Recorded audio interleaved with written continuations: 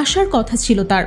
এক ঝলক দেখা দেবে বলে কথা দিয়েছিলেন ভক্তদের, তৈরি হয়েছিল বিপুল প্রত্যাশা। অথচ এক ঘোষণাতেই সব বন্ধ হয়ে গেল। মুহূর্তে স্তব্ধ হয়ে গেল সে আগমনী বার্তা। তোলপাড় হয়ে উঠল দেশের সংবাদ মাধ্যম, আন্তর্জাতিক কূটনৈতিক মহলে বইতে শুরু করল চাপা উত্তেজনা। একটি মাত্র ব্যক্তিকে ঘিরেই ঢাকা আর দিল্লির মধ্যে তৈরি হয়েছে এক অদৃশ্য স্নায়ুযুদ্ধ, যার একপাশে রয়েছে ভারত, অন্য পাশে বাংলাদেশ, আর ঠিক মাঝখানে যেন এক মহাকাব্যিক চরিত্রের মতো দাঁড়িয়ে আছেন ডক্টর জাকির নায়েক। নভেম্বরের 28 ও 19 তারিখের প্রতীক্ষা ছিল শ্বাসরুদ্ধকর। কথা ছিল এই দিনগুলোতে তিনি ঢাকার পবিত্র মাটিতে পা রাখবেন। তার অনুসারীরা অধীর আগ্রহে প্রহর গুনছিলেন। আলোচনা, সেমিনার আর ব্যক্তিগত সাক্ষাৎকারের আয়োজন ছিল গোপনে। কিন্তু হঠাৎ করে যেন আকাশ ভেঙে পড়ল। স্বরাষ্ট্র মন্ত্রণালয় থেকে এক বজ্রপাতের মতো ঘোষণা আসলো, যার সকল প্রস্তুতি, সকল প্রত্যাশা মুহূর্তেই গুড়িয়ে দিল। আপাতত বাংলাদেশে আসার অনুমতি না দেওয়ার সিদ্ধান্ত।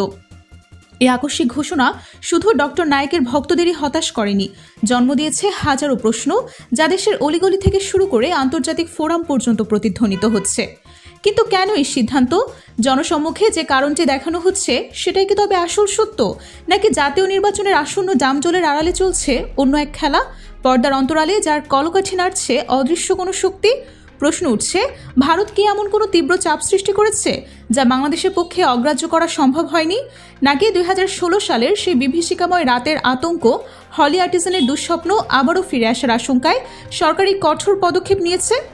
আজ আমরা আর কোনো রাগঢাক রাখব না, সরাসরি প্রবেশ করব মূল ঘটনার গভীরে, যেখানে রাজনৈতিক চাল, কূটনৈতিক টানাপোড়েন এবং জাতীয় নিরাপত্তার প্রশ্ন একে অপরের সাথে নিবিড়ভাবে জড়িত।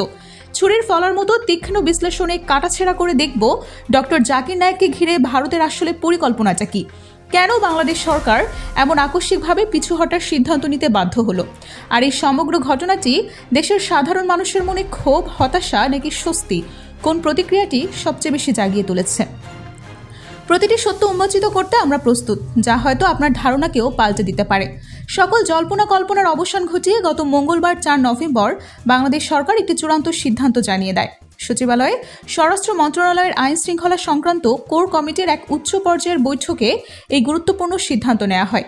বৈঠকের পর ঘোষণা করা হয়েছে, আপাতত ডক্টর জাকির নায়েককে বাংলাদেশে আসার অনুমতি দেওয়া হচ্ছে না।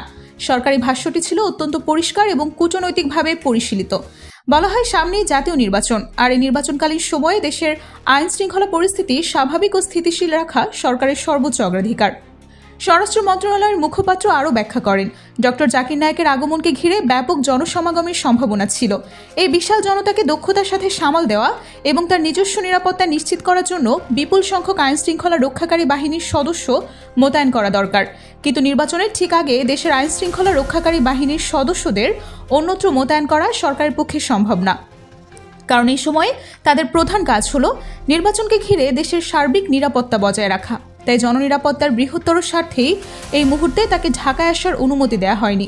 সরকার স্পষ্ট করে দিয়েছে যে নির্বাচনের পর পরিস্থিতি অনুকূলে এলে তার সফরের বিষয়টি নতুন করে বিবেচনা করা যেতে পারে। কাগজে কলমে যুক্তিকে অগ্রাহ্য করার কার্যত কোনো উপায় নেই। নির্বাচনকালীন সময়ে বিশ্বের যে কোনো দেশই অতিরিক্ত ঝুঁকি এড়াতে চায়, স্থিতিশীলতা বজায় রাখাকে সর্বোচ্চ অগ্রাধিকার দেয়। এমন এক স্পর্শকাতর সময়ে কোনো বিতর্কিত ব্যক্তিত্বের আগমনকে ঘিরে জনসমাগম বা সম্ভাব্য বিশৃঙ্খলা এড়ানো একটি প্রাজ্ঞ সিদ্ধান্ত বলেই মনে হয়। কিন্তু সমালোচকরা এই সরকারি ভাষ্যকে একটি অত্যন্ত সহজ, সরল এবং কূটনৈতিক উত্তর হিসেবেই দেখছেন। ডক্টর জাকির নায়েকের বাংলাদেশ সফরের খবরটি দেশের সীমানা পেরিয়ে যখন আন্তর্জাতিক মহলে, বিশেষ করে ভারতের নয়াদিল্লির কানে পৌঁছায়, তখন যেন ভূমিকম্প হয়। ভারতের পক্ষ থেকে সাথে সাথেই তীব্র প্রতিক্রিয়া জানানো হয়, যা ছিল অপ্রত্যাশিতভাবে কঠোর। নয়াদিল্লিতে থেকে আসা সেই প্রতিক্রিয়া শুধু কূটনৈতিক ভাষার আবরণেই সীমাবদ্ধ ছিল না, তাতে ছিল স্পষ্ট হুঁশিয়ারি সুর। ভারতের পররাষ্ট্র মন্ত্রণালয়ের মুখপাত্র রণধীর জাসওয়াল একটি সংবাদ সম্মেলনে সরাসরি এবং দ্ব্যর্থহীন ভাষায় বলেন, জাকির নায়েক একজন পলাতক আসামি, তিনি ভারতে ওয়ান্টেড, অর্থাৎ ভারত সরকার তাকে খুঁজছে। জাসওয়াল আরও বলেন, ভারত আশা করে জাকির নায়েক যেখানেই যান না কেন, সংশ্লিষ্ট দেশ ভারতের নিরাপত্তা উদ্বেগ বিবেচনায় নিয়ে তার বিরুদ্ধে যথাযথ ব্যবস্থা গ্রহণ করবে।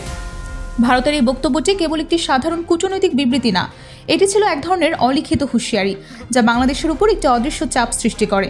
কিন্তু প্রশ্ন হলো, জাকির নায়েককে নিয়ে ভারত কেন এত কঠোর? এই প্রশ্নটির উত্তর খুঁজতে হলে ফিরে যেতে হবে 2016 সালে। সে সময় পর্যন্ত ডক্টর জাকির নায়েক ভারতেই তার কার্যক্রম চালিয়ে যাচ্ছিলেন।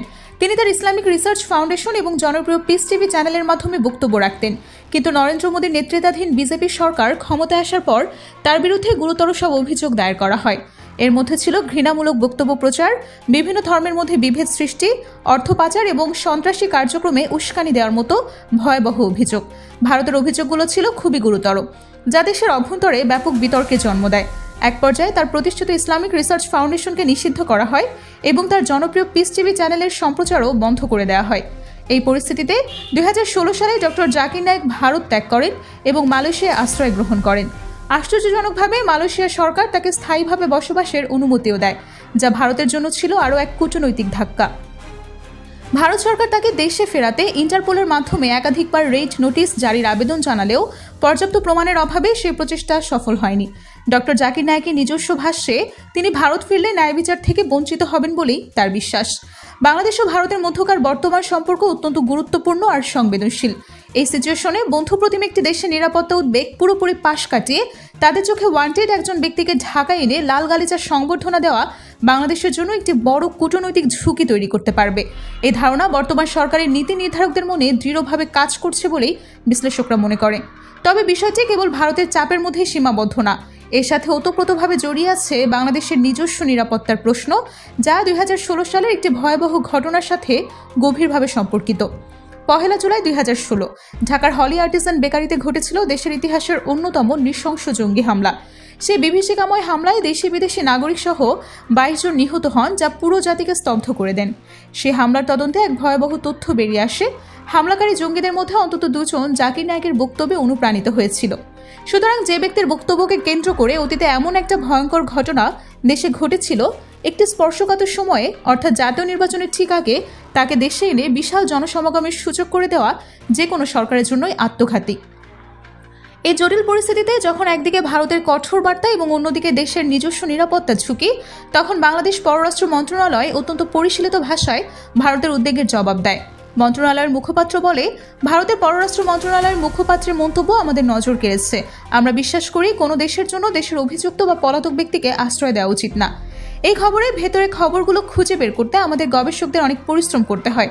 এমন সব জটিল ঘটনা প্রবাহে গভীরে প্রবেশ করে সত্যকে উন্মোচন করার এই প্রচেষ্টা সত্যি প্রশংসার। ডক্টর জাকির নায়েকের সফর বাতিলের ঘোষণাটা বাংলাদেশের সাধারণ মানুষকে দুভাগে বিভক্ত করেছে, যার প্রতিফলন স্পষ্ট। একদিকে বাংলাদেশের ডক্টর জাকির নায়েকের এক বিশাল ভক্ত, তারা মনে করেন তিনি বিজ্ঞান ও বিভিন্ন গ্রন্থের তুলনামূলক আলোচনার মাধ্যমে ইসলামের যৌক্তিক ব্যাখ্যা তুলে ধরেন।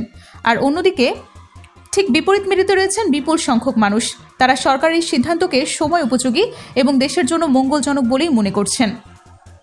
সুতরাং এটি কেবল একটি সফর বাতিলের ঘটনা না, এটি আসলে জাতীয় নিরাপত্তা, আন্তর্জাতিক সম্পর্ক এবং অভ্যন্তরীণ রাজনীতির একটি জটিল দাবার চাল। আপনারা কি ভাবছেন এই বিষয়ে? সরকারের সিদ্ধান্ত কি দেশের বৃহত্তর স্বার্থে নাকি ভারতের চাপের কাছে? ডক্টর জাকির নায়েকের সফর বাতিল নিয়ে আপনার মন্তব্য কি? এই জটিল ঘটনার পরতে পরতে লুকিয়ে থাকা সত্যগুলো হয়তো আমাদের সমাজের বৃহত্তর প্রেক্ষাপটকে নতুন করে বুঝতে সাহায্য করবে।